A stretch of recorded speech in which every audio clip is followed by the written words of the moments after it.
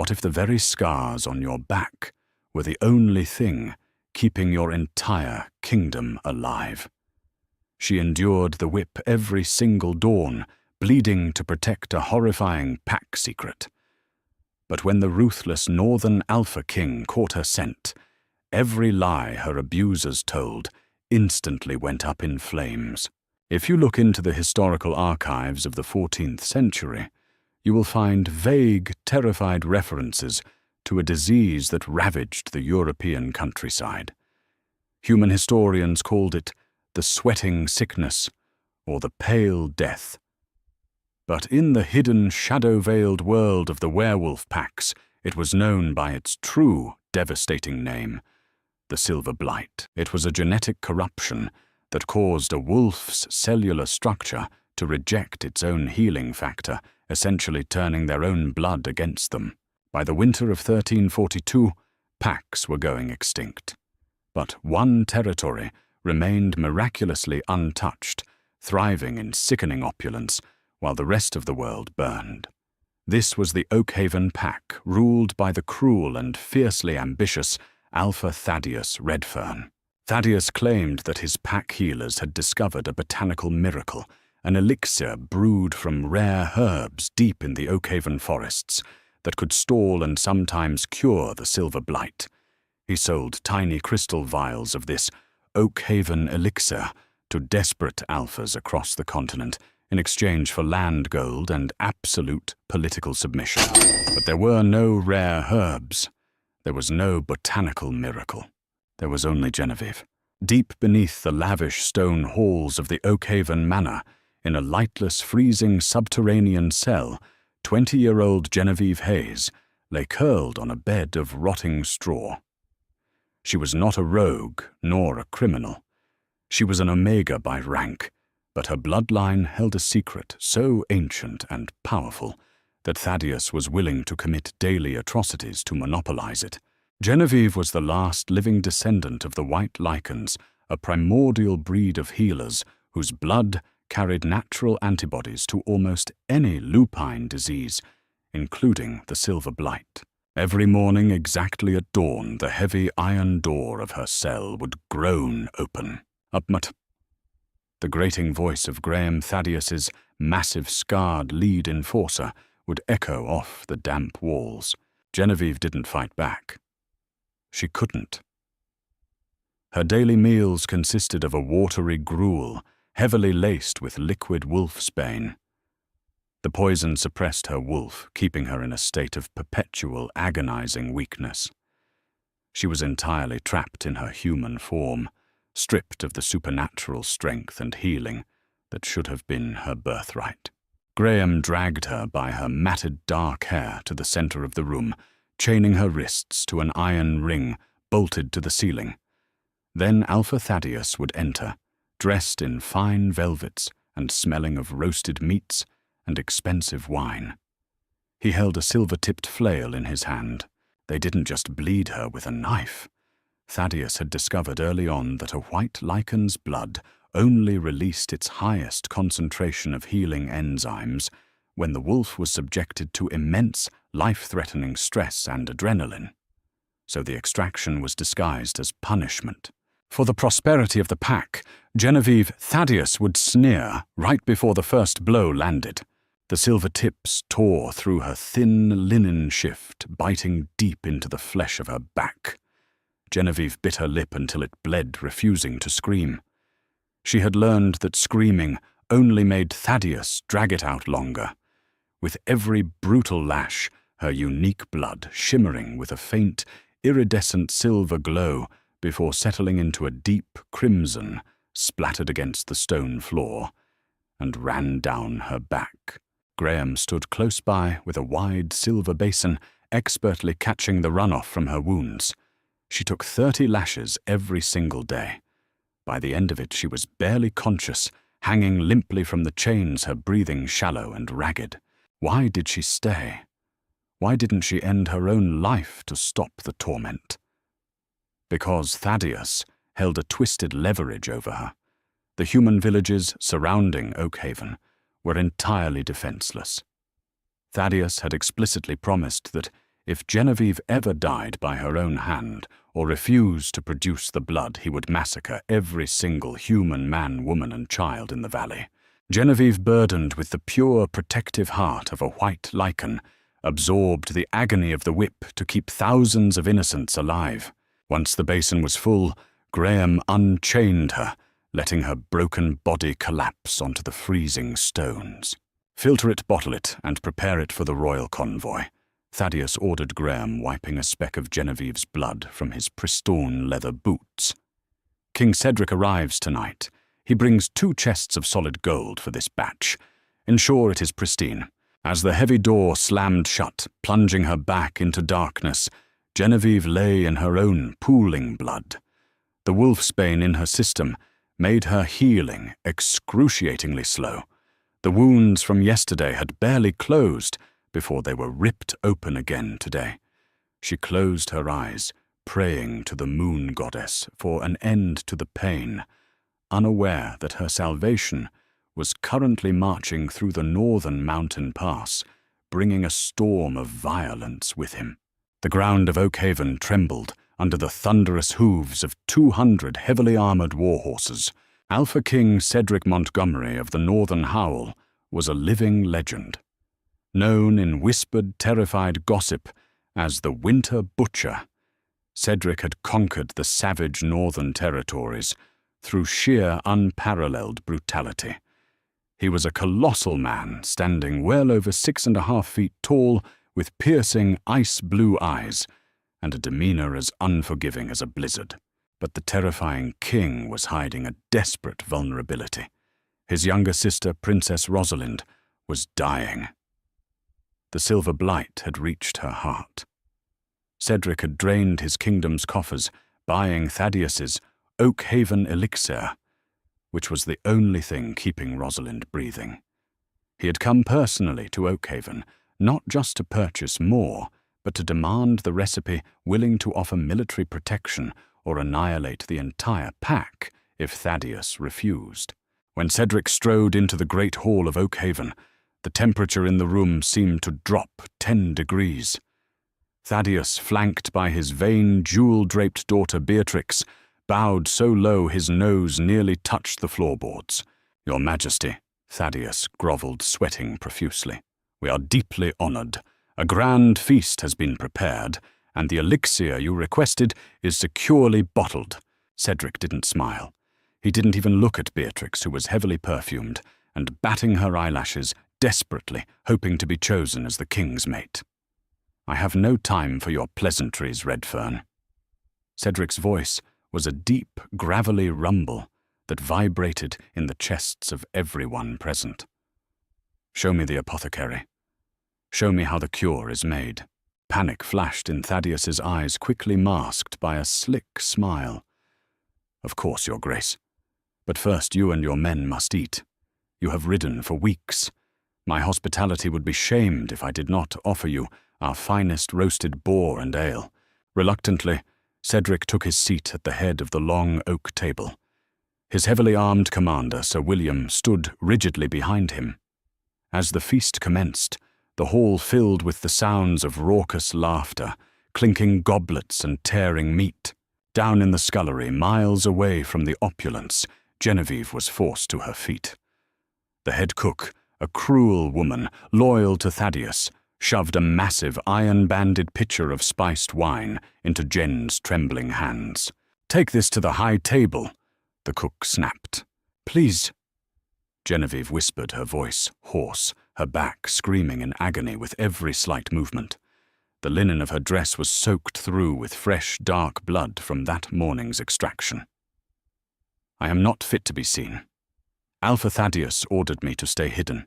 Lady Beatrix specifically asked for you to serve the king's table." The cook sneered, slapping Genevieve hard across the face. "She wants the Northern King to see what kind of filthy, broken omegas we use for labor here. It highlights her own beauty. Now walk before I call Graham." Trembling, Genevieve lifted the heavy pitcher. Every step up the stone stairs was a battle against unconsciousness. Her vision swam. The scent of roasted meat made her starved stomach cramp violently. In the great hall, Cedric was pushing his food around his plate, entirely unappetized. His inner wolf, a massive ancient beast, had been pacing restlessly in his mind ever since they crossed the Oak Haven borders. Something was wrong here. The entire manor smelled of rich perfumes, roasted garlic, and a faint metallic tang. Suddenly, the heavy wooden doors to the kitchens creaked open. Genevieve stepped into the light of the torches. She was hunched over, her hair falling like a dark curtain over her bruised face. She wore literal rags, completely barefoot, limping toward the high table. At that exact moment, the wind shifted through the hall's open windows. Cedric's hand stopped mid-air. His ice-blue eyes widened. Martyr. The word exploded in his mind. His ancient wolf slammed against the cages of his consciousness, roaring so loudly in his head it nearly blinded him. But it wasn't just the intoxicating scent of rain pine and wild honey that belonged to his fated mate. Beneath that, Cedric smelled the harsh, toxic reek of wolfsbane. And beneath that, Cedric smelled the elixir. He had hand-fed the Oak Haven elixir to his dying sister for months. He knew the scent of that metallic, silver-tinged liquid better than his own sweat. He stared intently at the broken girl dragging herself across the floor. The scent of the life-saving cure wasn't coming from a plant. It was radiating from the fresh, bleeding wounds beneath her torn dress. She was the cure. Genevieve reached the high table. Her hands were shaking so violently she could barely hold the pitcher. Beatrix, sitting near Cedric, leaned over with a malicious smirk and deliberately stuck her foot out. Genevieve tripped. The heavy iron pitcher crashed onto the stone floor. Spiced red wine splashed everywhere, coating the hem of Beatrix's expensive silk gown. "You clumsy, worthless bitch!" Beatrix shrieked, leaping up. The hall went dead silent. Thaddius's face turned purple with rage. He saw Genevieve, the secret he had desperately tried to hide from the king, bleeding and exposed in the middle of the room. In a panic to maintain his authority and quickly remove her, Thaddius shot out of his chair. He unclipped the heavy leather riding crop from his belt and raised it high above his head, aiming directly for Genevieve's already shredded back. "I will flay the flesh from your bones for insulting our guests," Thaddius roared, bringing the whip down. Genevieve squeezed her eyes shut and threw her arms over her head, bracing for the inevitable agonizing strike. The blow never landed. A sound erupted in the hall, a feral, earth-shattering snarl that sounded less like a man and more like a primordial demon. Before the riding crop could touch a single hair on Genevieve's head, Cedric vaulted over the massive oak table, shattering the heavy wood into splinters. He moved with a speed that defied logic. In a blur of black armor and unbridled fury, Cedric caught the falling whip in his bare hand. Thaddius gasped, his eyes bulging as he tried to pull the crop back, but Cedric held it with a grip of solid iron. Slowly the Northern King turned his head to look at Thaddius. Cedric's human eyes were gone. In their place were the glowing, terrifyingly bright gold irises of a fully dominant Alpha King whose mate had just been threatened. "Touch her," Cedric whispered, his voice vibrating with a lethal dark promise that made the stone walls of Oak Haven tremble, "and I will erase your entire bloodline from the earth." The great hall of Oak Haven plunged into a suffocating, terrified silence. The only sound was the jagged, ragged breathing of Alpha Thaddius, whose wrist was still locked in King Cedric's unbreakable grip. The Northern Alpha King stood over the cowering Oak Haven leader, like an ancient god of war awakened from a centuries-long slumber. With a sickening crack, Cedric twisted his hand. Thaddius unleashed a high-pitched, agonizing scream as the bones in his forearm splintered. He dropped to his knees, clutching his mangled arm. The heavy leather riding crop clattered uselessly against the stone floor. "Aye, guards!" Beatrix shrieked, her face pale with horror.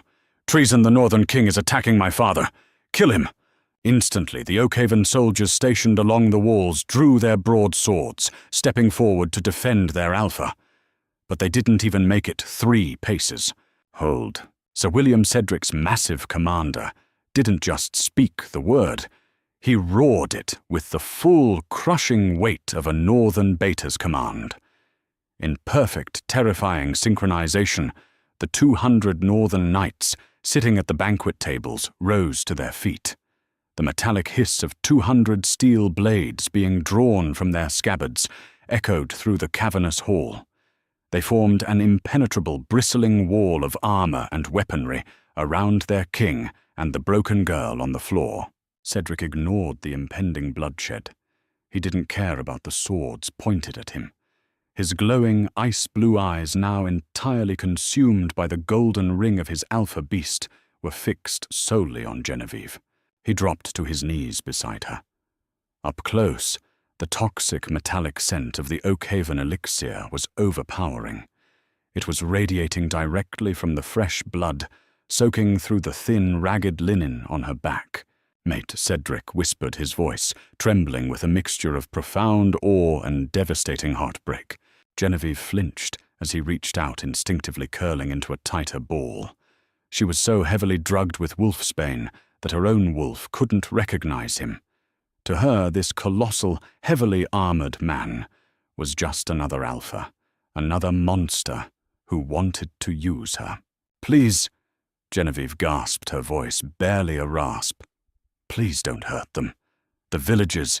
He'll kill the humans in the valley if I don't give him the blood. I'll go back to the cell. I'll give you what you want."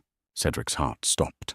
The pieces of the grotesque puzzle slammed together in his mind with nauseating clarity. There were no rare herbs. There was no botanical miracle in the Oak Haven forests. The elixir that had been keeping his sister Rosalind alive, the liquid he had paid chests of solid gold for, was the tortured, extracted blood of his fated mate. Cedric gently reached out, ignoring her flinch, and laid his massive, calloused hand against her cheek. The moment his skin touched hers, a violently bright spark of pure electrical warmth shot through them both. It was the mate bond, ancient and undeniable, fighting through the toxic sludge of the wolfsbane in her veins. Genevieve gasped, her dark eyes widening as a sudden, unfamiliar surge of strength pulsed through her shattered body. "No one is going to the cell," Cedric vowed, his voice a low, rumbling promise that seemed to vibrate straight into her bones. "And no one will ever touch a single hair on your head again." He carefully shifted his grip, gently tearing the ruined linen of her dress down her shoulder to assess the damage. The entire great hall gasped. Sir William, a hardened veteran of countless bloody wars, actually took a step back in sheer horror. Genevieve's back was a canvas of atrocities. Layers upon layers of thick, silvery scar tissue crisscrossed her pale skin, mapping out years of systematic daily torture. Fresh, deep lacerations from that morning's extraction were still oozing that unmistakable, faintly glowing crimson blood. Cedric slowly stood up. The air temperature in the room plummeted. Frost literally began to form on the edges of the oak tables and the stone pillars.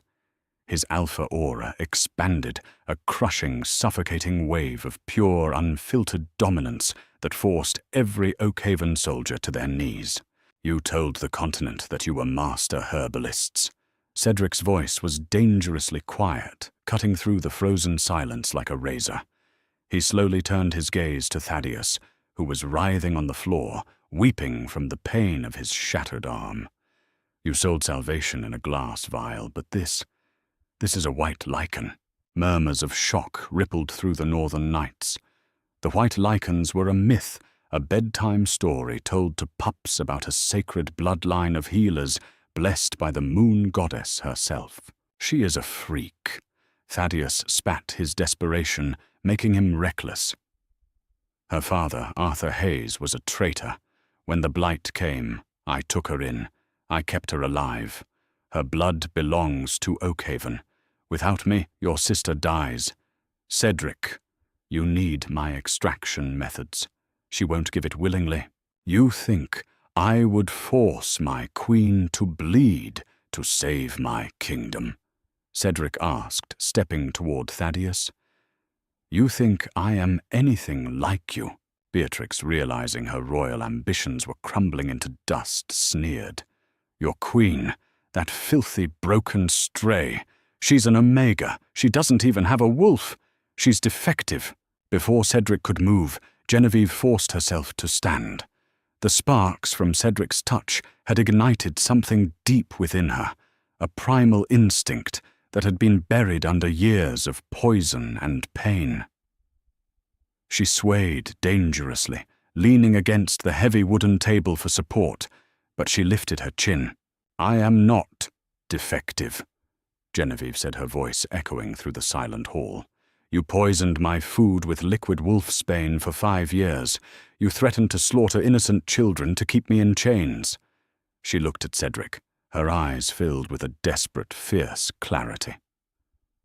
In the western wing beneath the armory, there is a ledger. He has been planning to infect the western packs with the blight, using tainted blankets, just so he could sell them the cure at double the price. Thaddius's face drained of all color. Secure the western wing, Sir William barked at a dozen of his knights. Find that ledger. Kill them, Thaddius screamed, panic finally breaking his mind. Kill the Northern King. Kill the bitch. The command was the final nail in Oak Haven's coffin. Graham, the massive, scarred enforcer, who had whipped Genevieve every morning, roared and charged at Cedric, swinging a heavy iron mace aimed directly at the king's skull. Cedric didn't even draw his sword. He moved with blinding supernatural speed. As the mace came crashing down, Cedric stepped inside Graham's guard, entirely ignoring the weapon. He grabbed the enforcer by the throat, his massive hand wrapping entirely around Graham's neck. With a brutal upward thrust, Cedric lifted the 300-pound man off the floor, using only one arm. Graham choked, his eyes bulging as he dropped the mace. Cedric stared into the eyes of the man who had tortured his mate. For every drop of her blood you spilled, Cedric whispered, his eyes glowing like miniature suns, you will pay in kind. With a sickening crunch that echoed off the vaulted ceilings, Cedric crushed Graham's windpipe. He tossed the lifeless body aside like a discarded rag. The Oak Haven soldiers immediately dropped their weapons, throwing themselves face down onto the stone floor in absolute surrender. They had just watched the legendary Winter Butcher slaughter their strongest warrior with his bare hands. The fight was over before it even began. Thaddius tried to scramble backward, crawling desperately toward the kitchen doors, but Sir William planted a heavy, steel-plated boot squarely in the middle of Thaddius's back, pinning him to the floor. My king. Sir William called out, tossing a thick, leather-bound ledger onto the ruined banquet table. The armory guard surrendered it willingly. The girl speaks the truth. There are detailed manifests here. Orders to transport blight-infected materials to the Riverlands. Cedric turned his back on the pathetic, groveling Alpha and walked back to Genevieve. She was trembling violently, the adrenaline fading, leaving only the crushing agony of her wounds and the lingering poison in her veins. She began to collapse, but Cedric caught her effortlessly, cradling her broken body against his chest.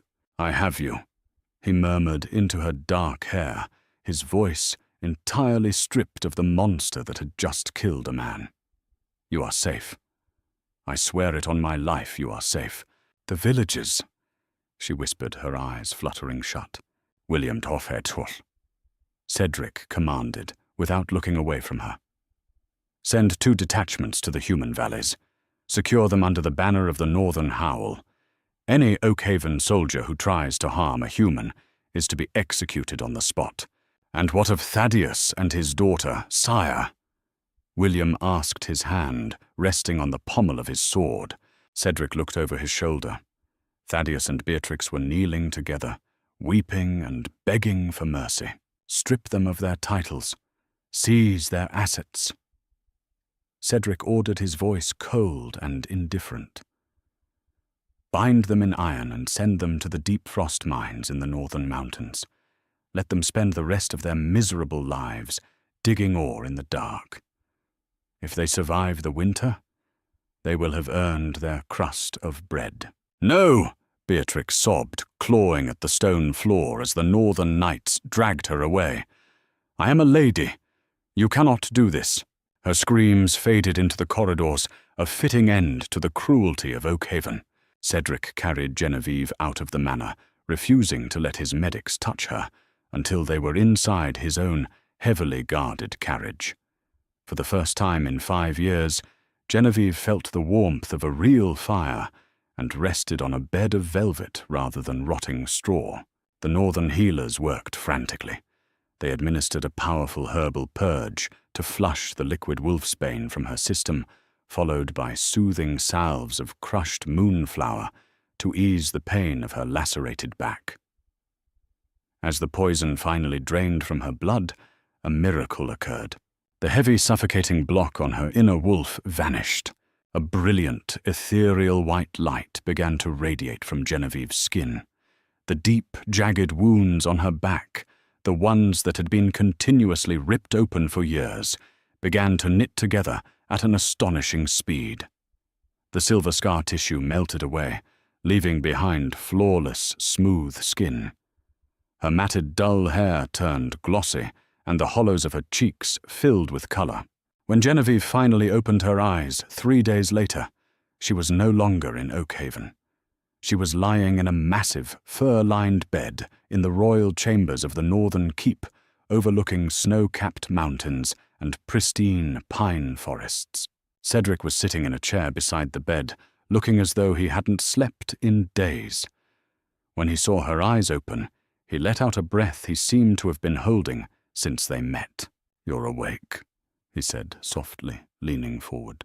Genevieve sat up, realizing for the first time that the agonizing, constant pain in her back was completely gone. She touched her shoulder, finding smooth skin. She looked at Cedric, the fierce, terrifying king who had burned a corrupt empire to the ground just to keep her safe. "Your sister," Genevieve said urgently, throwing off the furs. "Princess Rosalind. Where is she?" Cedric looked surprised. "She is in the healer's wing, but you need to rest. Take me to her." Genevieve insisted, standing up. For the first time, she didn't stumble. She felt powerful. She felt whole. In the medical wing, young Princess Rosalind lay pale and gasping, the dark veins of the silver blight creeping up her neck. Cedric stood by the door, watching nervously as Genevieve approached the bed. Genevieve didn't need a whip. She didn't need to be tortured. Taking a small silver dagger from the bedside table, she made a tiny, shallow cut on the palm of her hand. Her blood didn't just glow faintly anymore. Without the wolfsbane suppressing her, it shimmered like pure liquid starlight. She pressed her bleeding palm to Rosalind's trembling lips. "Drink, little one," she whispered. The effect was instantaneous. As the pure, unstressed white lycan blood entered Rosalind's system, the dark, blighted veins began to recede. Color rushed back into the princess's cheeks, and her shallow, rattling breaths smoothed out into a deep, peaceful sleep. Cedric fell to his knees beside the bed, tears welling in the eyes of the ruthless winter butcher. He took Genevieve's uninjured hand and pressed his forehead against her knuckles. "You have given me my world," Cedric whispered. "Ask for anything, my queen. Name your price, and it is yours." Genevieve looked down at the man who had shattered her chains, feeling the ancient, beautiful thrum of their mate bond settling perfectly into place. "I don't want a price, Cedric." She smiled, her white wolf purring softly in the back of her mind. "I just want to go home. With you." And she did. Genevieve Hayes, the broken Omega of Oak Haven, was crowned the White Queen of the North. Under her gentle guidance and Cedric's fierce protection, they freely distributed the cure to the silver blight, saving thousands of lives across the continent. Oak Haven became a forgotten ruin, swallowed by the forest, serving only as a grim reminder of the past. Genevieve never hid her scars. Though her body had healed them, she wore her history as a badge of survival, ruling beside her king, not as a secret to be exploited, but as the most powerful force their world had ever seen. And that is exactly why you never underestimate the quiet strength of an Omega, especially when she carries the blood of the white lycans. Genevieve's horrific past transformed her into the most revered queen in werewolf history, and Thaddius certainly got the brutal karma he deserved in those frozen mines. If you loved this tale of ultimate revenge, fated mates and dark secrets, make sure to smash that like button. Share this story with anyone who loves a fiercely satisfying romantic drama, and subscribe to the channel so you never miss our next epic pack legend. Let us know in the comments what you would have done to Thaddius.